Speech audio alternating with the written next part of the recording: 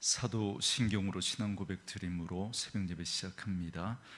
전능하사 천지를 만드신 하나님 아버지를 내가 믿사오며 그 외아들 우리 주 예수 그리스도를 믿사오니 이는 성령으로 잉태하사 동정녀 마리아에게 나시고 본디오 빌라도에게 고난을 받으사 십자가에 못 박혀 죽으시고 장사한 지 사흘 만에 죽은 자 가운데서 다시 살아나시며 하늘에 오르사 전능하신 하나님 우편에 앉아 계시다가 저리로서 산자와 죽은 자를 심판하러 오시리라.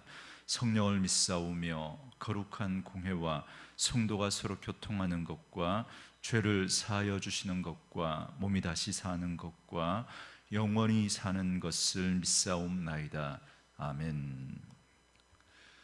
이 아침에 우리에게 주시는 하나님의 말씀은 역대하 15장 1절에서 19절 말씀까지.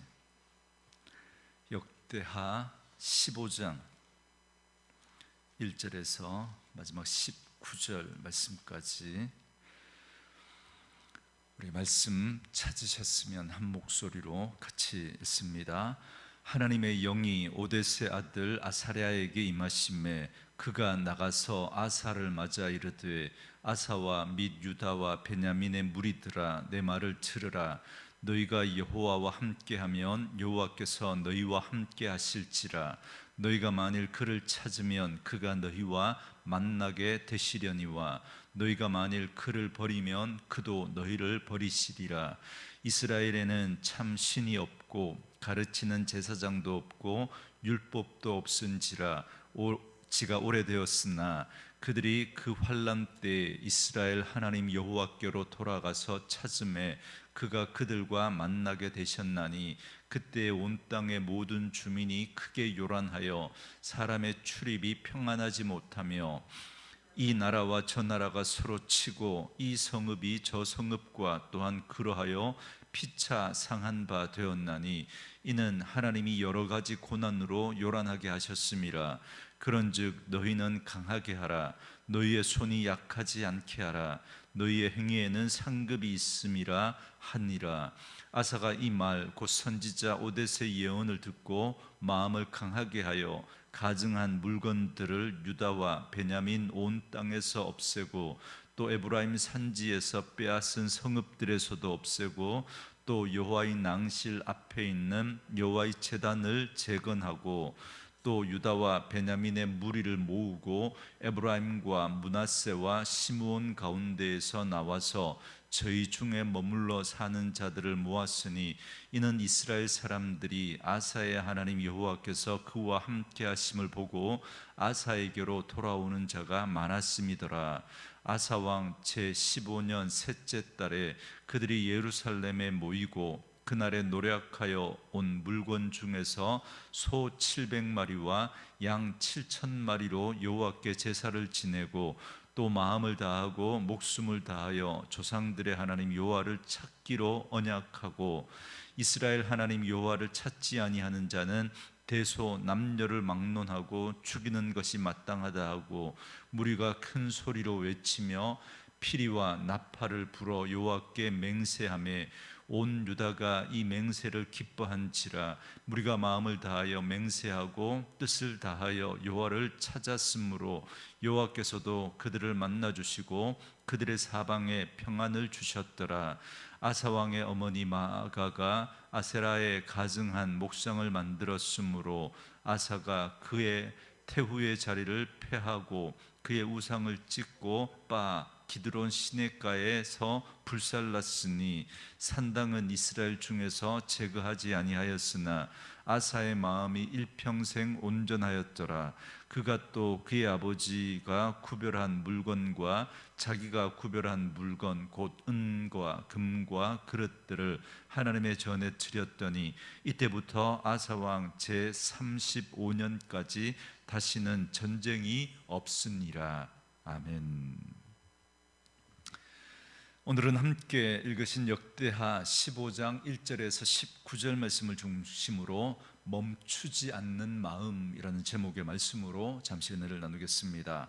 남유다의 아사 왕은 하나님의 도움으로 애굽의 100만 대군을 물리쳤습니다. 그리고 수많은 전리품을 챙겨 예루살렘으로 돌아오게 되는데, 이때 선지자 아사랴가 아사 왕에게 예언의 말씀을 선포합니다. 오늘 본문은 바로 그 예언의 말씀으로 시작합니다. 그래서 1절부터 7절까지가 선지자 아사랴의 예언인데요, 그 가운데 핵심 말씀은 2절 말씀이라고 할 수 있습니다. 2절 말씀에 보시면 그가 나가서 아사를 맞아 이르되 아사와 및 유다와 베냐민의 무리들아, 내 말을 들으라. 너희가 여호와와 함께하면 여호와께서 너희와 함께하실지라. 너희가 만일 그를 찾으면 그가 너희와 만나게 되시려니와 너희가 만일 그를 버리면 그도 너희를 버리시리라. 이렇게 말합니다.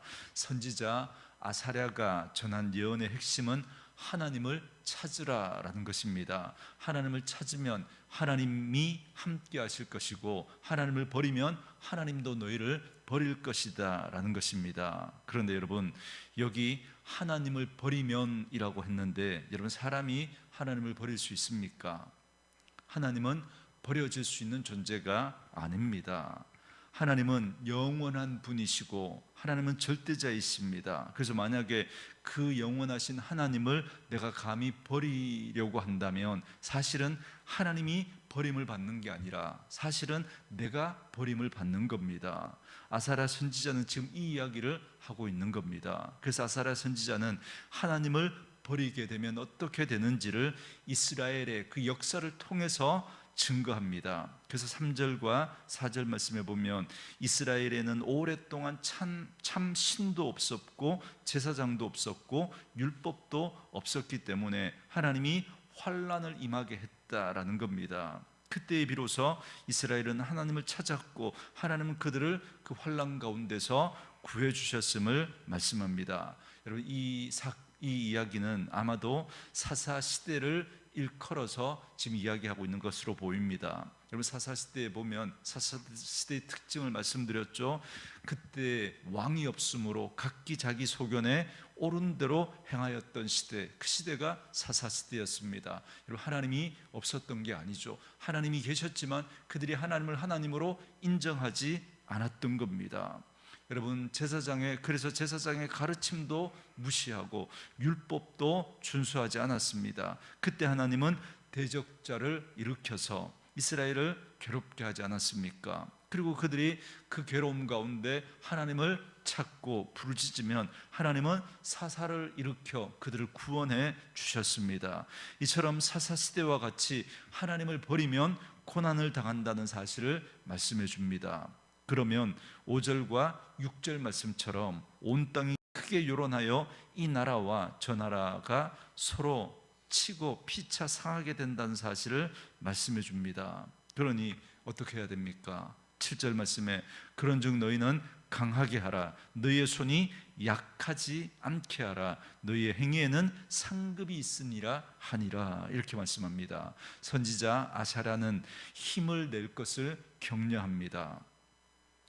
그래서 무슨 힘을 내라고 말씀하시는 거냐면, 아사 왕과 유다가 애굽과의 전쟁에서 승리한 후에 자칫 그 승리에 도취되어 잠고, 그래서 하나님을 찾는 일에 소홀하게 되면, 그러면 또다시 또 그들이 하나님으로부터 멀어짐으로 말미암아 하나님께 버림받게 될 것을 염려했던 겁니다. 그래서 더욱 힘을 내어 하나님을 찾으라라고 말하고 있는 겁니다. 그래서 이전에 단행했던 그 종교개혁, 이방 제단과 산당을 없애고 우상을 제거했던 그 일을 중단하지 말라는 겁니다. 우리 어제 아사왕이 평안한 동안에 그때 더욱 그 중에서도 그가 종교개혁을 일으키고 그렇게 열심히 하나님을 찾았던 것처럼 계속해서 그 일을 중단하지 말라는 겁니다.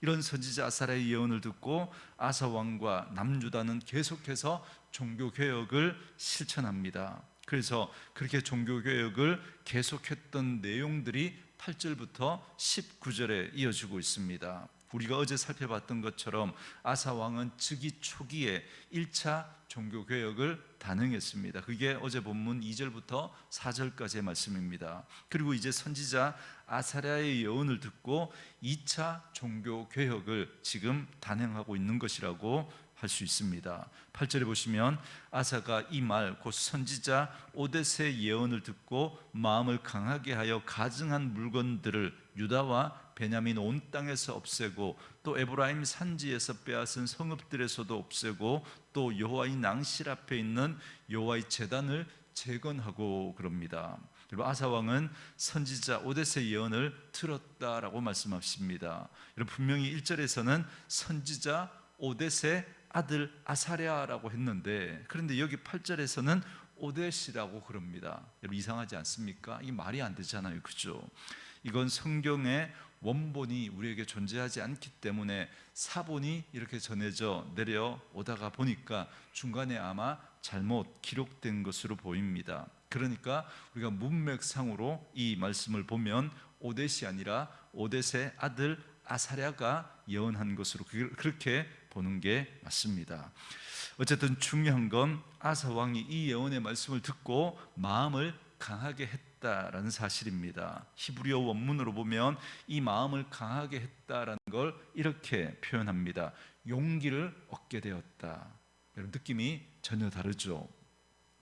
내가 내 의지로 강하게 한 게 아니라 하나님의 말씀이 들려지니까, 그 아사라로부터 그 하나님의 말씀이 들려지니까 그 말씀으로부터 용기를 얻게 되었다라는 겁니다. 그렇습니다. 하나님의 말씀은 우리 사람들에게 용기를, 힘을 불어넣어 줍니다. 그래서 우리가 하나님 앞에 예배하는 것도 이 예배를 통해서 하나님의 말씀을 듣고 그 하나님의 말씀으로부터 우리는 용기를 얻게 되는 것입니다. 힘을 얻게 되는 것이죠. 그래서 하나님의 말씀은 우리의 영혼의 양식과도 같다 말할 수 있습니다. 밥을 먹고 우리가 힘을 내는 것처럼 하나님의 말씀을 우리가 먹을 때 그 말씀이 우리에게 힘을 내게 하고 용기를 불어넣어 주는 것이죠.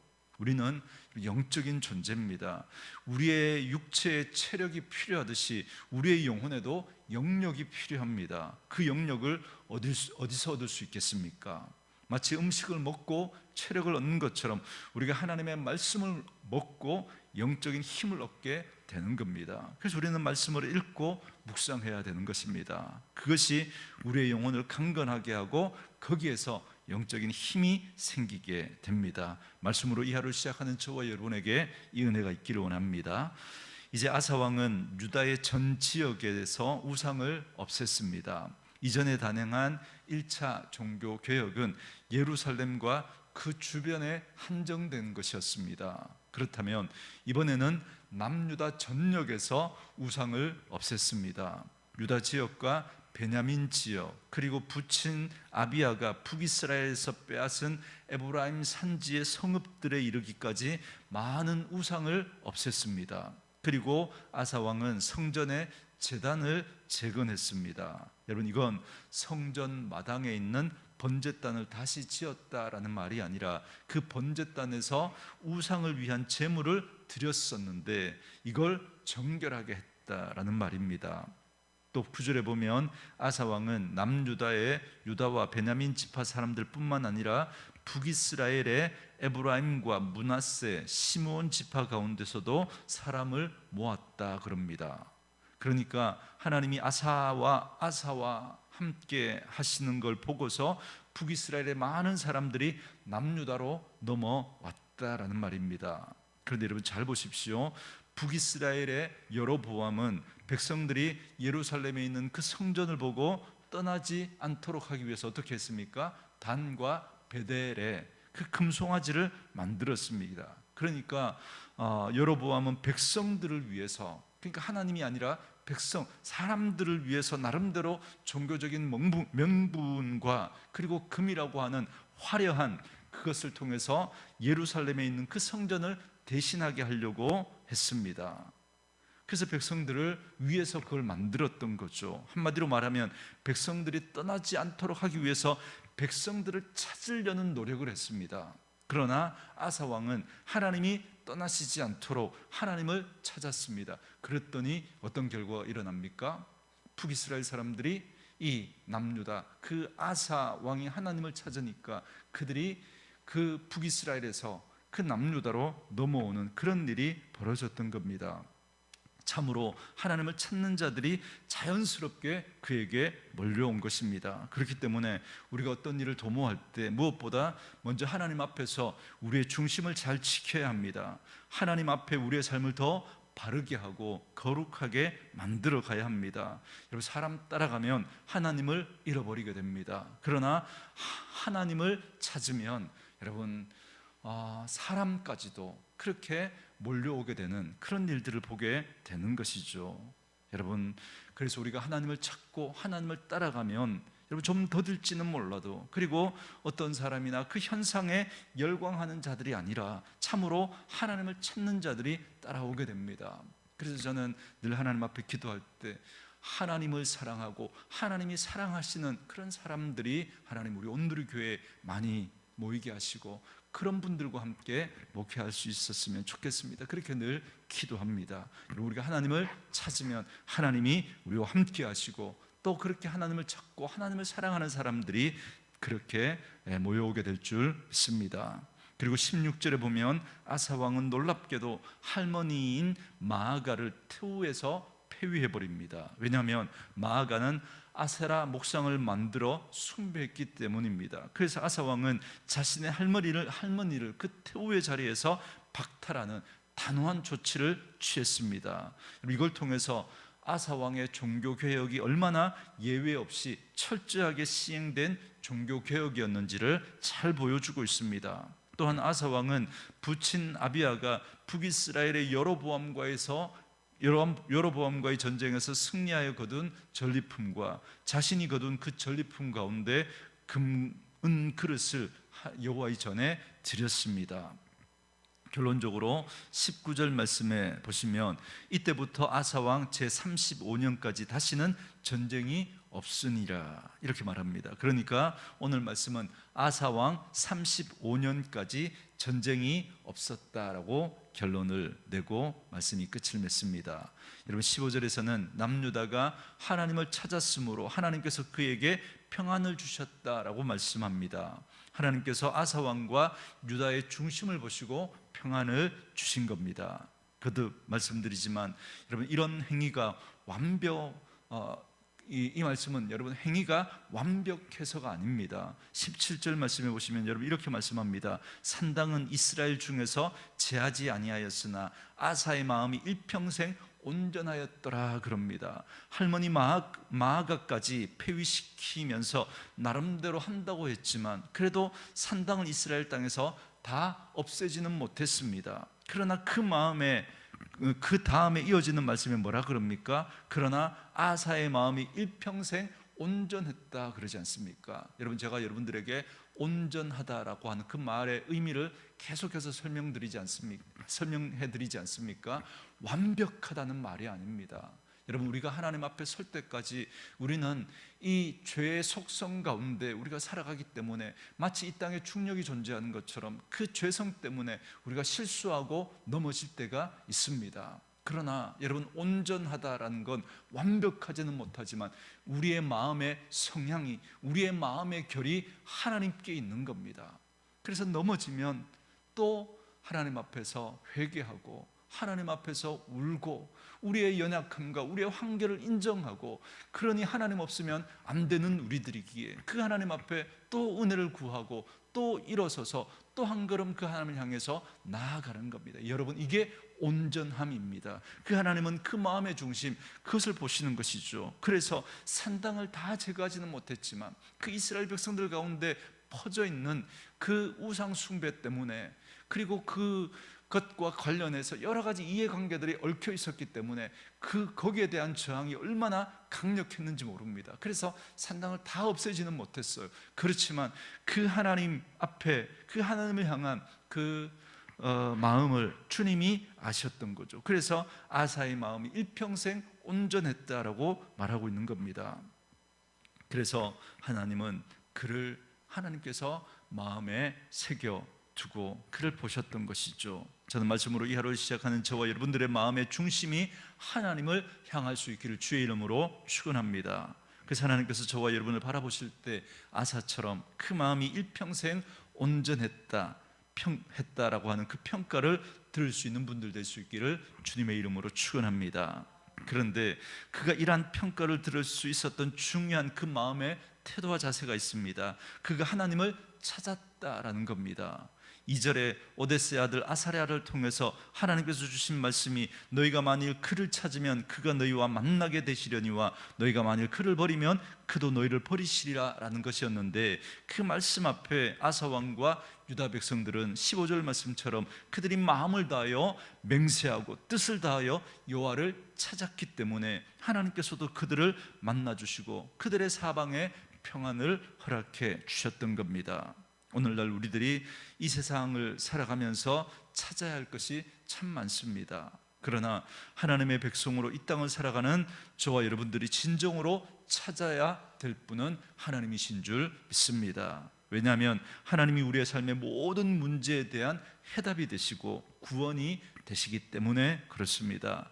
여러분, 이사야 55장 6절에 보면 너희는 여호와를 만날 만할 때 찾으라, 가까이 계실 때 그를 부르라 그랬습니다. 그리고 시편 34편 10절에서도 젊은 사자는 궁핍하여 줄일지라도 여호와를 찾는 자는 모든 좋은 것에 부족함이 없으리라 말씀하십니다. 하나님은 우리를 만드신 분이십니다. 누구보다 우리를 잘 아시는 분이 우리 하나님이십니다. 하나님을 찾으면 하나님께서 우리에게 가장 필요한 것, 우리에게 가장 좋은 것으로 하나님께서 채워주실 줄 믿습니다. 그러므로 우리는 하나님을 찾아야 합니다. 부지런히 하나님을 찾고 또 찾아야 합니다.